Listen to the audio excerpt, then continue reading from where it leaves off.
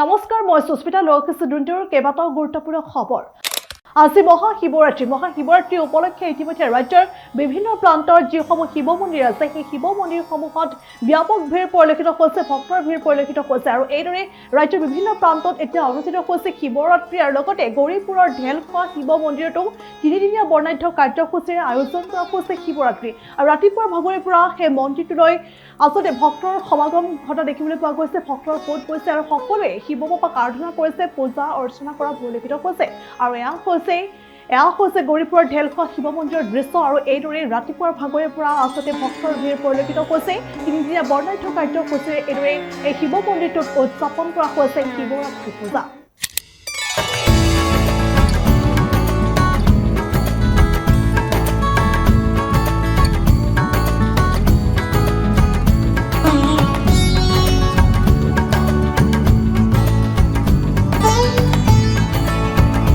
আজিতো মহাশিৱৰাত্ৰি উপলক্ষে এই মন্দিৰত এইখন মন্দিৰৰ নাম হয় ঢেলখোৱা মন্দিৰ, অতি পুৰণি মন্দিৰ।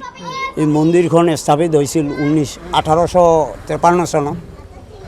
সেই উপলক্ষে আমি এই শিৱৰাত্ৰি উপলক্ষে আজি সন্ধিয়া আমাৰ ইয়াত পূজা পাতল হ'ব আৰু এতিয়া অলপ পিছতে আমি শোভাযাত্ৰা কৰি গদাধৰ নৈৰ পৰা পানী আনি সেই পানীৰে ঠাকুৰক স্নান কৰাম আৰু পূজাটো সেই পানী দি পূজা কৰা হ'ব। এইখিনি আজিৰ প্ৰগ্ৰাম। আৰু অহাকালিৰ পৰা আবেলি 3 বজাৰ পৰা মেলা হ'ব আৰু আমাৰ ইয়াৰে নাম কীৰ্তনৰ দল আছে, নাম কীৰ্তন হ'ব আৰু ৰাতিপুৱা প্ৰসাদ বিতৰণ হ'ব। আজি মহাকুম্ভ মেলাৰ সামৰণি পৰিব আৰু আজি হৈছে মহাশিৱৰাত্ৰি আৰু মহাশিৱৰাত্ৰিৰ দিনটোতে আজি মহাকুম্ভ মেলাৰ সামৰণি পৰিব আৰু ইতিমধ্যে পুৱা 6 বজালৈকে প্ৰায় 41 লাখ ভক্তই স্নান কৰিছে ত্ৰিবেণী সংগমত আৰু আজিৰ দিনটোত প্ৰায় 3 কোটি ভক্তই স্নান কৰিব বুলি জানিব পৰা গৈছে ত্ৰিবেণী সংগমত। আৰু ইতিমধ্যে পূৰ্বতকৈ নিৰাপত্তা বেষ্টনী কটকটীয়া কৰি তোলা হৈছে, কিয়নো বিভিন্ন ঘটনা সংঘটিত হৈছে, বিভিন্ন বিক্ষিপ্ত ঘটনা সংঘটিত হৈছে, বিভিন্ন অপ্ৰীতিকৰ ঘটনা সংঘটিত হৈছে। তেনে সময়ছোৱাত পুনৰ যাতে প্ৰয়াগৰাজৰ সেই পুণ্যভূমিত পুনৰ বিক্ষিপ্ত ঘটনা সংঘটিত নহয় তাৰ বাবে এতিয়া কটকটীয়া বেষ্টনী গঢ়ি তোলা হৈছে। আৰু আজি সামৰণি পৰিব আৰু অন্তিম স্নান কৰিবলৈ আহিছে ইতিমধ্যে দেশ বিদেশৰ বিভিন্ন ভক্তৰ সমাগম দেখিবলৈ পোৱা গৈছে, ভক্তৰ ভিৰ পৰিলক্ষিত হৈছে প্ৰয়াগৰাজৰ পুণ্যভূমিত। এক দুখবৰ বুলি ক'ব লাগিব, কিয়নো মহাকুম্ভলৈ স্নান কৰিবলৈ অহা ভক্তৰ বাহন পুনৰ দুৰ্ঘটনাত পতিত হৈছে। 7জনীয়া ভক্তৰ বাহন দুৰ্ঘটনাত পতিত হৈছে আৰু ইতিমধ্যে 4জনকৈ ভক্তই প্ৰাণ হেৰুৱাইছে বুলি জানিব পৰা গৈছে। আৰু ইয়াৰে 3জনকৈ ভক্তৰ অৱস্থা অতি সংকটজনক আৰু অতি সংকটজনক অৱস্থাত এই ভক্ত কেইজনক ভৰ্তি কৰা হৈছে চিকিৎসালয়ত। আৰু প্ৰতাপগড়ত এই ঘটনা সংঘটিত হৈছে। নিয়ন্ত্ৰণ হেৰুৱাই এটা ঘৰত খুন্দা মাৰিছে ভক্তৰ বাহনখন, অৰ্থাৎ বাহনত যাত্ৰী ভৰ্তি অৰ্থাৎ ভক্ত ভৰ্তি যি বাহন আছিল সেই বাহনখনে এটা ঘৰত প্ৰচণ্ড খুন্দা মৰাৰ ফলতে এই ভয়ংকৰ ঘটনা সংঘটিত হৈছে। যিটো আজি মহাকুম্ভ মেলাৰ অন্তিম দিন, আজি মহাকুম্ভ মেলাৰ সামৰণি পৰিব, গতিকে প্ৰয়াগৰাজৰ সেই পুণ্যভূমিলৈ আহিছিল ভক্তৰ দলটোৱে ত্ৰিবেণী সংগমত স্নান কৰিম বুলি ভাবিছিল, কিন্তু ত্ৰিবেণী সংগমত স্নান কৰিবলৈ নাপাওঁতে এইদৰে ভক্তই মাছ পাততে প্ৰাণ হেৰুৱাবলগীয়া হৈছে। প্ৰায় 4গৰাকীকৈ ভক্তই প্ৰাণ হেৰুৱাইছে। প্ৰতাপগড়ত সংঘটিত হৈছে এই ভয়ংকৰ পথ দুৰ্ঘটনা। মহাশিৱৰাত্ৰিৰ দিনটোতে পুনৰ সংঘটিত হৈছে চাঞ্চল্যকৰ ঘটনা। পুনৰ গুৱাহাটীৰ ভাড়াৰুমত উদ্ধাৰ হৈছে এগৰাকী সুন্দৰী যুৱতীৰ মৃতদেহ। যুৱতীগৰাকী ইতিমধ্যে চাহিবা ৰহমান বুলি জানিব পৰা গৈছে আৰু হাতীগাঁৱত সংঘটিত হৈছে ঘটনা। হাতীগাঁৱৰ এটা ভাড়াঘৰত এইগৰাকী অৰ্থাৎ চাহিবা ৰহমান নামৰ যুৱতীগৰাকীৰ মৃতদেহ উদ্ধাৰৰ পাছতে চাঞ্চল্য বিৰাজ কৰিছে, কিন্তু কিহৰ বাবে যুৱতীগৰাকীৰ মৃত্যু হৈছে সেয়া কিন্তু এই পৰ্যন্ত জানিব পৰা হোৱা নাই।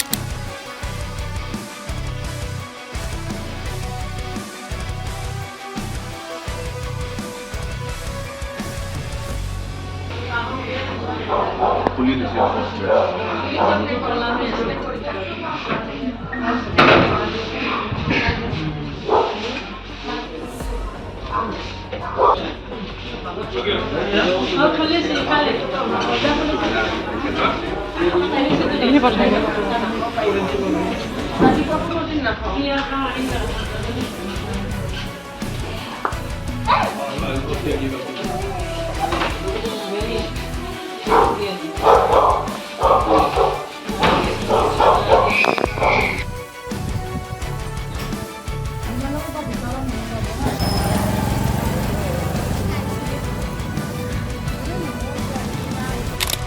মহানগৰীত সংঘটিত হৈছে ভয়ংকৰ ঘটনা। এইবাৰ ঘটনাৰ স্থান হৈছে 6 মাইলৰ উৰম সেতু। 6 মাইলৰ উৰম সেতুত এইবাৰ সুৰাপাই চালকৰ অটপালি দেখিবলৈ পোৱা গৈছে। সুৰাপাই চালকে ভুল পথে আহি দুখনকৈ বাহনত খুন্দা মাৰিছে, লগতে এগৰাকী পথচাৰীক গুৰুতৰভাৱে এই ঘটনাত আঘাতপ্ৰাপ্ত হৈছে বুলি জানিব পৰা গৈছে। আৰু ঘটনা সংঘটিত কৰি পলায়ন কৰিছে সুৰাপাই চালকে। আৰু লগতে নিশাৰ মহানগৰীত এই ঘটনা সংঘটিত হৈছে। নিশাৰ মহানগৰীত অৰ্থাৎ 6 মাইলৰ উৰম সেতুত এই ভয়ংকৰ পথ দুৰ্ঘটনা সংঘটিত হৈছে। চালো যে ধাৰাসাৰ আৱাজ এটা আহিলে, এতিয়া দেখা পালোঁ মিৰৰত চালোঁ আৰু মিৰৰত চাওঁতে দেখা পালোঁ মছজিদৰ সন্মুখৰ যিটো ডিভাইডাৰ তাৰ পৰা ৰং চাইড হয় 110 মান স্পীডত হ'ব। এজন বাইক এখন চলাই পেলাই আহিছিলে এজন মানুহে, বাইক তাক খুন্দিয়ালে, তাৰ ভৰিখন পূৰা কমপ্লিটলি ছিঙি গ'ল মানে। তাক এতিয়া এম্বুলেঞ্চত পঠাই দিয়া হৈছে। বাকী এইটো পাৰ্কিঙত আছিলে এইখন গাড়ী, এইখনক তাৰ পৰা মোটামুটি 100-150 মিটাৰ আপোনাৰ চিটকাই দিছে। আৰু এইখন গাড়ীটো দেখিছে মটৰ প্ৰদূষণ কৰিছে গোটেইখিনি, পূৰা ফুল নিচাত আছে। ল'ৰাটো পলাই গৈছিলে, পিছত লোকেল মানুহ ইয়াৰে যাই পেলাই ধৰি লৈ আহিলে, আনি পেলাই তাক ৰখা হৈছে। কোনো হাত চাত ভাঙা নাই, কোনো মাৰামাৰি কৰা নাই, তেওঁতো কোনো কথা ক'ব পৰা নাই বাৰু, পূৰা ফুল নিচাত আছে। হয় হয়, স্পীডত 5খন আছে পূৰা ফুল। এতিয়া দেখা পাব, তাৰ পৰা ইণ্টাৰভিউ ল'লে গম পাব, কথাই ক'ব পাৰে। সি ড্ৰাইভাৰ নহয় বুলি কৈছে, সি ছাইডত বহি আছিলে। ড্ৰাইভাৰজন ইয়াক এৰি থৈ পলাই গৈছে। ফুল মটৰ বটল পৰি আছে গাড়ী, তাকে ৰং চাইড পূৰা সিহঁতে মানে ডাইৰেক্ট মছজিদৰ সন্মুখৰ সিহঁতৰ পাঞ্জাবাৰীৰ ফালৰ পৰা আহি আছিলে, ফ্লাইঅভাৰ উঠাৰ দেখা নাপায়, ডাইৰেক্ট আপোনাৰ ৰং চাইড হৈ পেলাই সোমাই দিলে। ইফালৰ পৰা যিমান গাড়ী 6 মাইলৰ পৰা পাঞ্জাবাৰী গৈ আছিলে চববিলাক গাড়ীত মাৰি 3-4খন গাড়ী সি খুন্দিয়াই পেলাই আহিছে। তাৰ গাড়ীখন লৈ পেলাই ওলাই গৈছে, সি ৰং চাইডৰ পৰা আহি পেলাই মাৰিছে। গাড়ী ইয়াতে পাৰ্কিং আছে, ইয়াৰ পৰা চলাই নিম গাড়ীটো। এতিয়া য'ত খাৰা হৈ আছে অকণমান আগত আৰু পাৰ্কিং আছে গাড়ী চবোৱা আছিল, মই নিজে দেখিছোঁ। তাৰপিছত ইয়াৰ পৰা নি পেলাই তাত পেলাইছে গাড়ীখন। তাৰমানে কিমান স্পীডত মদ খাই আহিছিলে মানে মাৰিছে। তাৰ আগত এখন স্কুটিত এজন মানুহৰ চাগৈ ভৰি ছিগি দিছে, ৰং চাইডৰ পৰা আহি পেলাই স্কুটি এখন মাৰিছে, মাৰি পেলাই আহি পেলাই মোৰ গাড়ীখন মাৰিছে। কিমানমান সময় হৈছে? মই নাছিলোঁ, কিমান মান সময় হ'ব?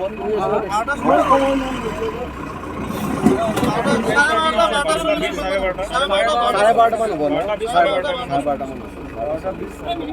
আৰু বাকী কোনে দেখা পাইছিলে, মানে মহিলাগৰাকী যাৰ ভৰি দুখ পাইছে স্কুটিখনত, তেখেতৰ অৱস্থা কেনেকুৱা? তেখেতৰ অৱস্থা ভৰি ESI হস্পিটেলত আছে। ইয়াৰ ল'ৰাখিনি পঠাই দিছে, তেওঁ চিকিউৰিটি অফিচাৰ, চিকিউৰিটি চাকৰি আজি মহাশিৱৰাত্ৰি। আৰু মহাশিৱৰাত্ৰি এইবাৰ ব্যতিক্ৰমী ৰূপত পালন কৰা হৈছে, উদযাপন কৰা হৈছে, কিয়নো এইবাৰ হিন্দু ধৰ্মৰ লোকৰ দ্বাৰা নহয়, ইছলাম ধৰ্মাৱলম্বী লোকে পালন কৰিছে, উদযাপন কৰিছে মহাশিৱৰাত্ৰি। আৰু এইবাৰ উত্তৰ গুৱাহাটীৰ বৰৰংমহলত অৱস্থিত ভাঙুৰি বাবাৰ থানত উদযাপন কৰা হৈছে মহাশিৱৰাত্ৰি। আৰু এই মহাশিৱৰাত্ৰি হিন্দুসকলৰ দ্বাৰা উদযাপন কৰা হোৱা নাই, এই মহাশিৱৰাত্ৰি উদযাপন কৰিছে মতিউৰ ৰহমান নামৰ এজন ইছলাম ধৰ্মাৱলম্বী লোকে, কিয়নো আচলতে ভাঙুৰি বাবাৰ থান বুলি আচলতে জনাজাত। আৰু সেই ভাঙুৰি বাবাৰ থানলৈ ইতিমধ্যে বিভিন্ন প্ৰান্তৰ পৰা ভক্তৰ সমাগম দেখিবলৈ পোৱা গৈছে। আৰু দীৰ্ঘদিন ধৰি মতিউৰ ৰহমানে আচলতে তেওঁৰ ঘৰৰ পাছফালে থকা যিখন থান আছে, সেই থানখনৰ অৰ্থাৎ ভাঙুৰি বাবাৰ থান, অৰ্থাৎ ভাঙুৰি বাবাক ৰক্ষণাবেক্ষণ দি ৰাখিছে বুলি জানিব পৰা গৈছে। মতিউৰ ৰহমানৰ দ্বাৰা আচলতে মতিউৰ ৰহমানৰ তদাৰকত এইবাৰ ভাঙুৰি বাবা থানত উদযাপন কৰা হৈছে মহাশিৱৰাত্ৰি। আৰু ইতিমধ্যে মহাশিৱৰাত্ৰি উপলক্ষে সেই থানখনলৈ বিভিন্নজন ভক্তৰ সমাগমো ঘটা দেখিবলৈ পোৱা গৈছে। আৰু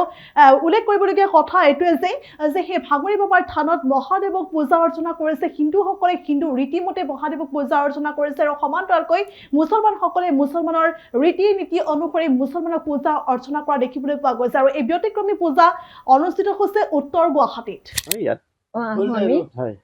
আমি প্ৰতি বছৰে আহোঁ, তাৰোপৰি আমি ইয়াতে প্ৰমাণ এটা পাওঁ, কাৰণ খুৰাই মতি খুৰাই যিটো আমাক দিয়ে ধৰক পৰামৰ্শ দিয়ে, সেইমতে আমি চলোঁ। আৰু হিন্দু মুছলিম সকলোৱে ইয়াত আহে কিন্তু, আৰু ইয়াতে প্ৰমাণ এটা পায়, কাৰণ ইয়াতে দিয়া শক্তি আছে, আমি যিটো আগ কৰি দিওঁ সেইটো আমি আজিও প্ৰমাণ পাই আহিছোঁ। সেইবাবে আমি সদায় আহি থাকোঁ। আৰু অসম বুলি নহয়, গোটেই ভাৰতবৰ্ষৰ পৰা মানুহ বহুত ঠাইৰ পৰা আহে ইয়ালৈ। ক'ত এটা ৰংমহল উত্তৰ গুৱাহাটী বা ৰংমহল উত্তৰগুৱাহাটী বৰমহল বুলি কয় এইখিনি উত্তৰগুৱাহাটী বৰমহলৰ আৰু মতিখুৰাৰ পৰা আমি গোটেইখিনি পৰিচালনা আমাক দিয়ে আৰু আমাক যি কৰিব দিয়ে হিন্দু মুছলিম উভয় সম্প্ৰদায় ইয়াত হিন্দু মুছলিম উভয়ে এইখিনিত প্ৰাৰ্থনা কৰে আৰু দুয়ো সকলোৱে মিলি জুলি আমি ইয়াতে আজি অত বছৰে আমি যিখিনিলৈ পাৰি আছোঁ সেইখিনি কৰি আছোঁ আৰু শিৱৰাত্ৰি ইয়াত উদযাপন হয় শিৱৰাত্ৰিটো খুব ধুমধামেৰে হয় মুছলিমো আহে গধূলি হ'লে আৰু হিন্দুৱে ধুনীয়াকৈ ভোগ চোগ বিতৰণ কৰে আৰু ভোগ দিয়ে সকলোৱে। ভাঙোতাৰ নাম হ'ল ভাঙোতাৰ থান। এইখন অৱস্থিত আজি প্ৰায় 500 বছৰৰ অধিক হ'ল।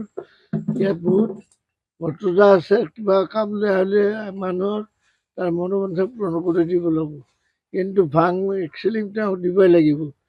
বাকী যি কৰে পূজাত আপোনালোকৰ হিন্দু মতে দিয়ে, আমাৰ মুছলমানবিলাকে মুছলমান মতে দিয়ে।